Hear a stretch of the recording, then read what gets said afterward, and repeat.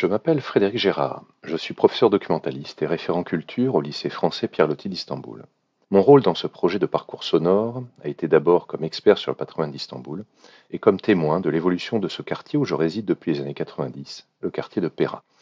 Lors de la saison 1 des Passagers de Pera, portant sur la culture et le patrimoine français du quartier de Beyoğlu, j'ai notamment été interviewé dans différents épisodes: Galata, le Han Saint-Pierre, les Levantins, la Banque ottomane, le Passage français, Tunnel, quartier diplomatique, Lingua Franca, consulat général.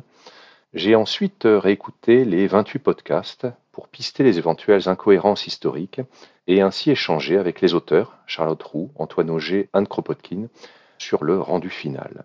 Ce parcours sonore croise les récits et les éclairages des diplomates, des historiens, des géographes et des architectes, ainsi que les impressions des écrivains et des artistes, les témoignages des habitants, qu'ils soient turcs ou français, pour composer un portrait informé, vivant et sensible. Ces voix sont tressées au paysage sonore d'Istanbul pour proposer une véritable immersion sensorielle.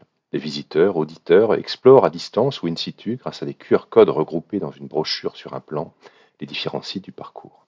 Après une première saison très patrimoniale, les auteurs sont revenus pour une deuxième saison consacrée cette fois-ci, à l'occasion du centenaire de la mort de Pierre Loti, à l'écrivain mais aussi au lycée où j'exerce et à son histoire.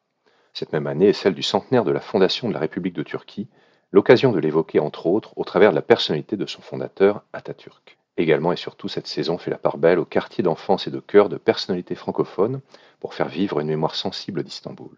La troisième saison en projet traiterait a priori de la francophonie telle qu'elle s'épanouit dans les lycées francophones d'Istanbul. C'est un projet réellement enthousiasmant et novateur en ce qu'il tresse de manière très rigoureuse et professionnelle des récits et des éclairages, des impressions et des témoignages de personnalités et acteurs français et francophones d'une ville, dans un format contemporain, le podcast, permettant ainsi une découverte augmentée. L'équipe enregistre actuellement un parcours à Tbilissi, en Géorgie, et explore la possibilité d'en réaliser un autre à Nicosie, Chypre.